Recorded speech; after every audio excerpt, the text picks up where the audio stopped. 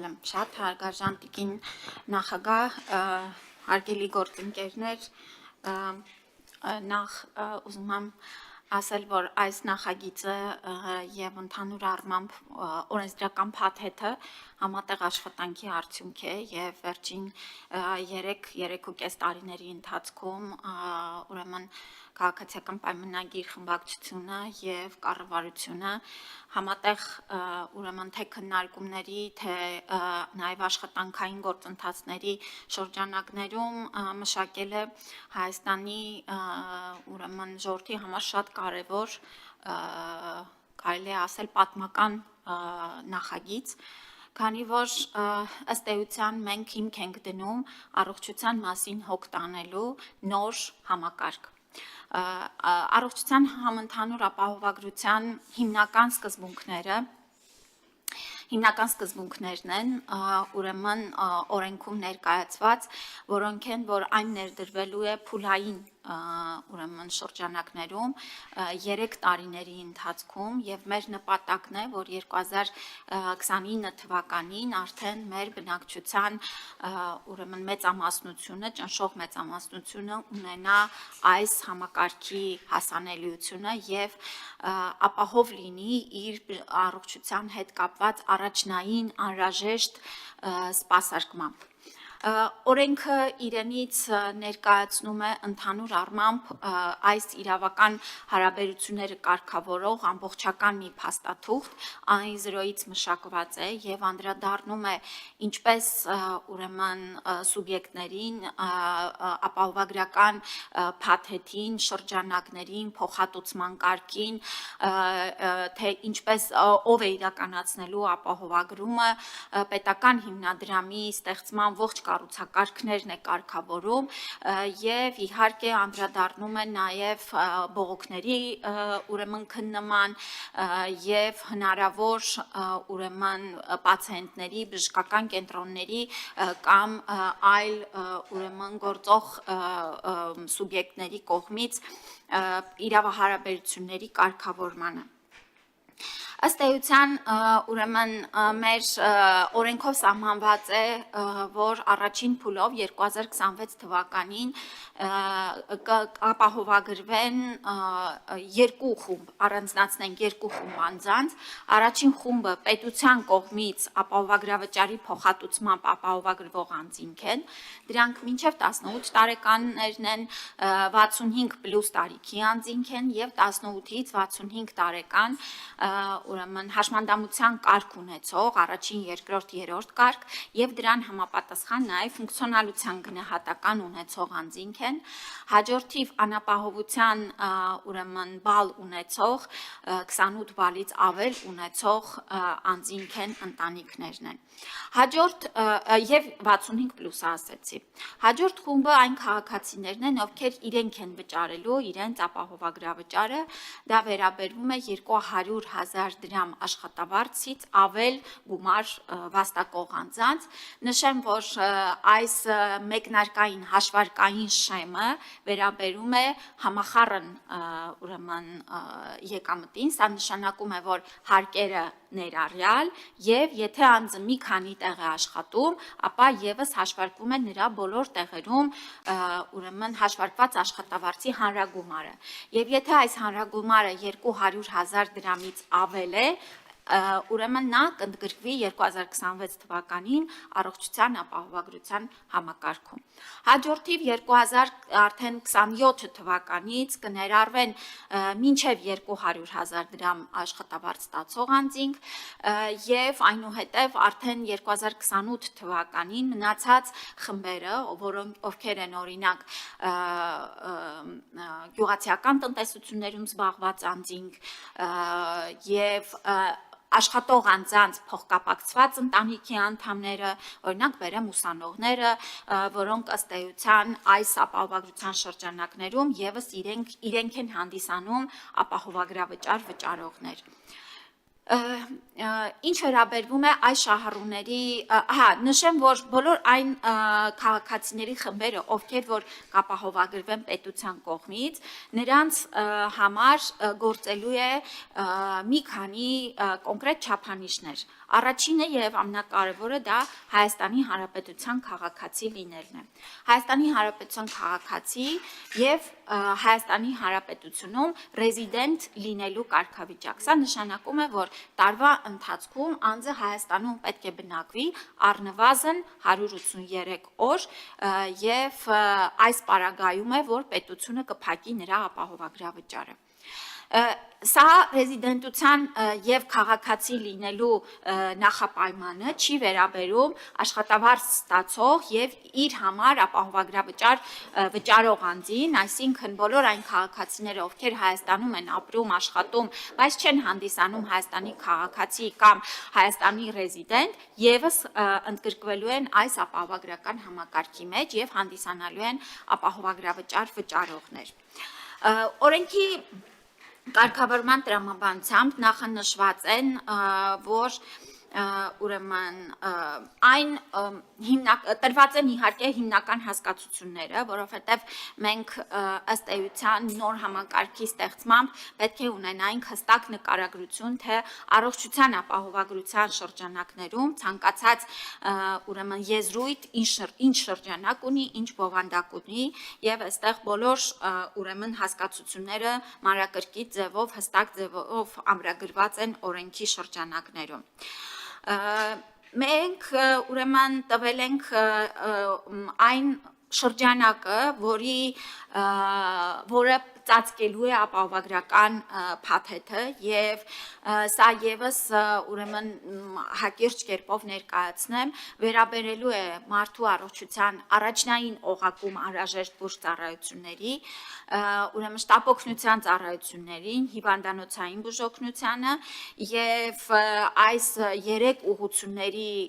շրջանակներում կազմվելու է արդեն կառավարության իհարկե այստեղ տրված է ավելի մանրամասն շրջանակներից ոչ միայն այս ընդհանուր ձևակերպումներն են, այլ դրա մեջ մտնող նաև որոշակի բան է տրված, շրջանակ է տրված բուժօգնության, բայց արդեն ծառայությունների կոնկրետ ցանկերը հաստատվելու են կառավարության որոշմամբ եւ իհարկե այս օրենքը եւս այդ լիազորող բոլոր նորմերը սահմանել է։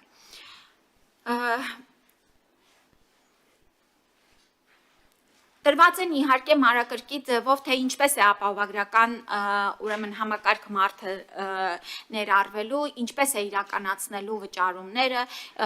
ինչպես է կարգավորվելու մարդու աշխատանքի ընդունվելու եւ աշխատանքից ազատվելու իրավահարաբերությունների ժամանակ, ապահովագրված լինելու նրա հանգամանքը ինչպես է փոխվելու։ Մենք այստեղ եւս ունենք որոշակի ապահովության բարձիկներ, այսինքն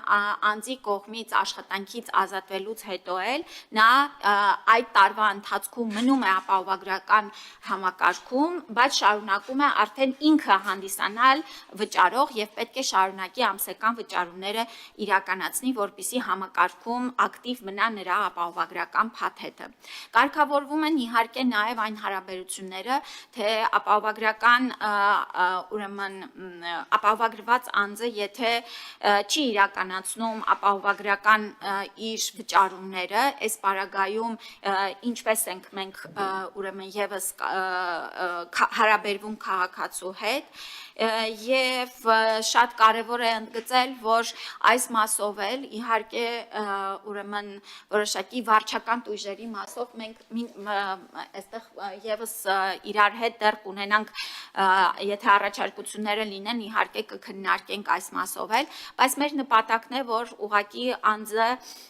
ուրեմն ապահովագրավճարի ուրեմն գանձման շրջանակներում, ինչպես օրինակ այլ տույժերի տուգանքների շրջանակներում է արվում,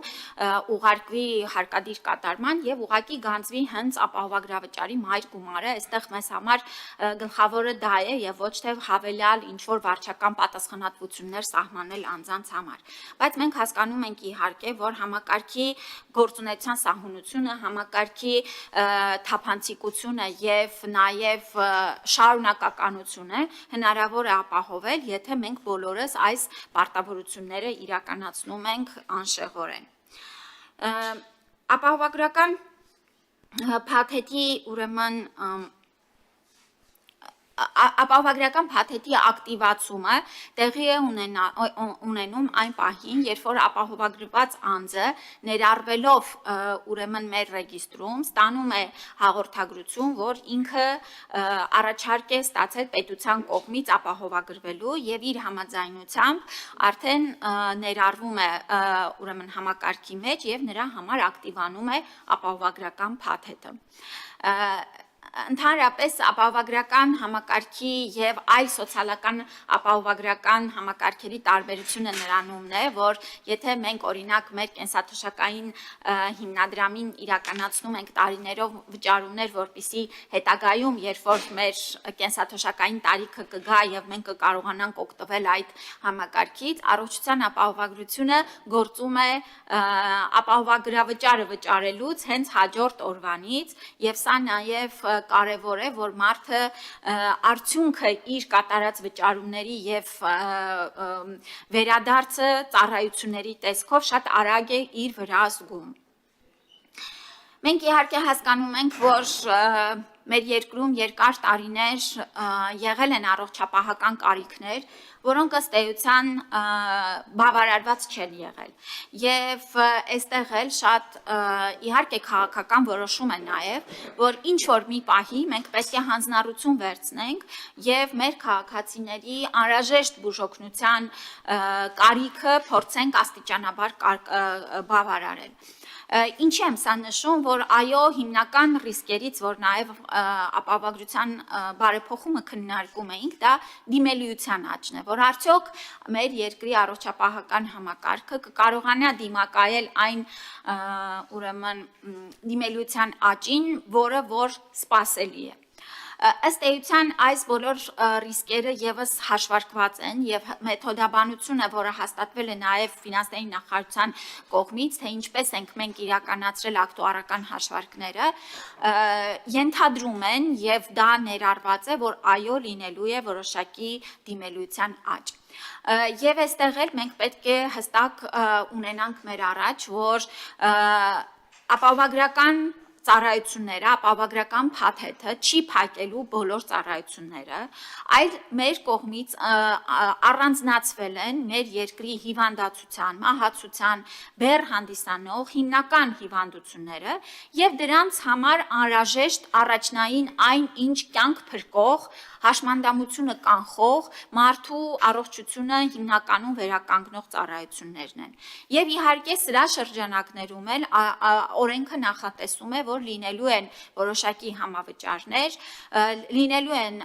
ուրեմն ծառայությունների թե փոխհատուցման գնի վերին սահմանաչափեր եւ թե նաեւ որոշ ուղղություններով նաեւ տարեկան ծառայություններից օգտվելու քանակային սահմանաչափեր։ Ինչու եմ սա նշում, որովհետեւ այո, ինչպես նշեցի, տարիների կուտակված առողջապահական կարիքները բավարարել շատ կարեւոր է, բայց առողջապահական համակարգերը զարգացած նաեւ ուրեմն արդյունավետ են լինում, եթե ճիշտ տրիաժավորում են եւ առանձնացնում են առաջնակի անհետաձգելի բուժօգնությունը եւ պլանային բուժօգնությունը, որը հնարավոր է հերթագրման եւ այսպես աստիճանական սպասարկման տրամաբանությամբ ապահովելու։ Մի օրինակ ես բերեմ, իհարկե պարզ է, որ սրտի ստենտավորումը, եթե դա հարատապ դեպք է, չի կարող հերթագրվել եւ այստեղ խոսքը չի գնում այս ծառայության մասին կամ անհետաձգելի բուժօգնության մասին։ Բայց օրինակ ծնկան հոտի էնդոպրոթեզավորումը, որը շատ կարևոր ուրեմն ծառայություն է, կամ աչքի կատարակտիվ վիրահատությունը, որը էլի շատ ուրեմն անհրաժեշտ ծառայություն է, կարող է հերթագրվել եւ անձը ոչ թե ստանալ հիպոթետիկ եմ ասում 1 շաբաթից, այլ 2 ամսից, 3 ամսից եւ սա որևէ կերպ ուրեմն չի ազդում նրա վերականգնման ուրեմն աստիճանի վրա։ Եվ այստեղ էլ երբ որ կշռում ենք կարևորությունը համակարգի, մի կողմում մեր քաղաքացին, օրինակ 65+ տարիքի քաղաքացին պետք է ինքը վճարեր այդ ծառայության համար եւ քանի որ այդ ծառայությունները բավականին թանկ էր ուղղակի զրկված էր այդ ծառայությունները ստանալուց, կամ դա կստանար իր բարեկամների կողմից վճարման, կամ վարկի միջոցով վճարման պարագայում, ապա այս դեպքում կստանա պետության կողմից, ապահովագրության կողմից ուրեմն փոխհատուցման կարգով եւ իր այո կարող է սպասման որոշակի ժամկետ լինել։ Սա այս բոլոր գործիքները իհարկե օրենքով սահմանված ենթաօրենսդրական ակտերով կարգավորման առարկաներ են եւ մենք արդեն իսկ այս ենթաօրենսդրական ակտերի նախագծերը մշակված են, դրանք օրենքի ընդունումից հետո վերջին շտկումները կիրականացնենք, որտեղ ըստ էության օրենքը այս տարվա մեջ էլ բավականին փոփոխվել է, հստակեցվել է, որոշակի ուրեմն կարգավորումներ ուրեմն դուրս են եկել եւ այս պարագայում էլ մենք օրենքի հենց ընդունման պահից արդեն վերափոխելով նախագծերը կառավարության կողմից կհաստատենք ամբողջական փաթեթը։ Ներկայացնեմ նաև թե ինչ է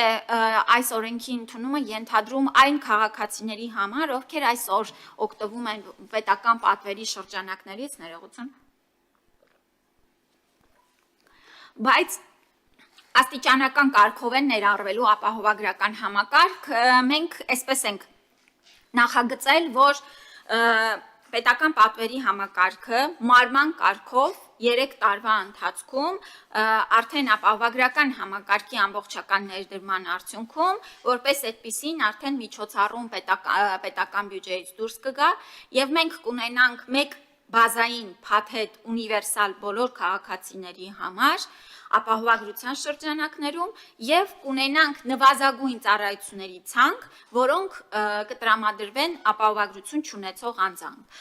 Մենք հասկանում ենք, որ մեր երկրում ուրեմն շարունակելու են լինել անձինք, ովքեր ապահովագրված չեն լինելու։ Դա Հայաստանում ուրեմն կարճ ժամանակ ապրող անձինք են, ոչ ուրեմն քաղաքացիներն են, Հայաստանում միջազգային պայմանագրերի շրջանակներում աշխատող անձինք են եւ այլն, ովքեր որ կօգտվեն միայն այն անհրաժեշտ վարակիչ հիվանդությունների, շտապ օգնության եւ այլն անհետաձգնելի բուժօգնության շատ սահմանափակ ծառայությունների շրջանակից։ Եվ սա էլ այս համակարգի ներդրումը կբերի որոշակի թափանցիկություն եւ հստակություն։ Ինչու, որովհետև տարիների ընթացքում պետությունը իր զարգացման, իր բյուջետային հնարավորությունների ավելացման ուրեմն շրջանակում անընդհատ ավելացրել է շահառուների խումբ, ծառայությունների խումբ եւ ըստ էության ստեղծվել է մի շատ խառնիճաղանճ պատկեր, թե պետական պատվերի որ ծառայությունները, որ խմբերին ինչ ծավալով են հասանելի դառնում։ Եվ այս էլ երբեմն շփոթության եւ անգամ չարաշահումների, ես չեմ խոսում դրանից, առիթ են հանդիսանում, որովհետեւ տարբերակել երկրորդ կարգի հաշմանդամին, ուրեմն վիրահատության այս վիրահատությունը հասնում է երրորդ կարգի հաշմանդամին չի հասնում, զինվորականին հասնում է, բայց մեկ այլ տարբերակով չի հասնում է այս գնով թե այ գնով, այս համակարգը մեզ թույլ չի տալի ունենալ թե քաղաքացիների, թե բժշկական կենտրոնների եւ թե պետության համար հստակ ծառայությունների շրջանակ, հստակ անձանց տրամադրվող եւ մարդիկ էլ արդեն քանի որ ծառայությունների ցանկը հրապարակված է լինելու եւ հասանելի է լինելու, քաղաքացիները իրենք կարող են շատ ուրեմն հստակ կերպով իրենց իրավունքները պաշտպանել։ Իհարկե օրենքի ամենակարևոր ուզում եմ ասեմ ընդգծեմ հատվածներից այս 3 տարիների անցումային փուլերն են, թե որ этаպում որ խմբերն են մտնում եւ ինչպես է ուրեմն օրենքը ամբողջական արդեն ուժի մեջ մտնելու եւ այս մասով էլ եթե հարցեր կլինեն, իհարկե սիրով կպատասխանեմ։ Ես ուզում եի նշել, որ օրենքով նաև նախատեսված են, ինչպես ասացի, համավճարի շրջանակներում հնարավոր ուրեմն փոխհատուցման մեխանիզմները, սա էլ է մեր կարևոր սկզբունքներից մեկը, որ մենք ունենք ուրեմն հաշվարկ, որ մեր 129.600 դրամը, որը այսօր օրենքում նախագծում սահմանված է որպես ապահովագրավճար, սրա շրջանակներում մենք ինչ ծավալ ենք իրատեսապես կարողանալու տրամադրել։ Եվ նաև համարում ենք, որ դրանից հավելյալ ծառայությունները, դրանից հավելյալ ավելի թանկարժեք բժշկական նշանակության պարագաները, դրանից մեր սահմանաչափերից ավել դեղորայքը պետք է հստակ կարգավորված ձևաչափով քաղաքացիները հնարավորություն ունենան իրենք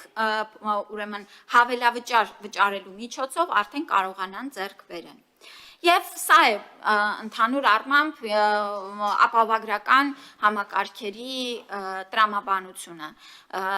բազային ապահովագրական փաթեթները, դրանք անհրաժեշտ ծառայություններն են եւ դրան հավելյալել այս ուրեմն փաթեթին հավելյալել այլ մասնավոր ապահովագրական ընկերություններ կարողանալու են ձևավորել մասնավոր ապահովագրական փաթեթներ, պլյուս փաթեթներ եւս շատ տարբեր ծավալներով։ Եվ մեզ համար սա եւս շատ կարևոր է, որ մարդիկ հիմնական նպատակը բավարարելով օրենքի, որն է մեր ժողովրդի առողջության մասին հոգ տանելն է եւ առողջապահական բարվոք ցուցանիշներ գրանցելն է մեր երկրում, դրանք են կյանքի միջին տևողության ապահովումը, դրանք են ուրեմն կյանքի ոչ միայն տևողության երկարումը, այլ կյանքի ընթացքում հնարավորինս առողջ եւ աշխատունակ վիճակով ապրելու հնարավորությունն է։ Բայց մենք հասկանում ենք, որ հավելյալ ծառայությունները, հավելյալ կոմֆորտը, հավելյալ կարիքները պետք է եւս հնարավորություն լինի ապահովելու արդեն մասնավոր ապահովագրական փաթեթների շրջանակներում։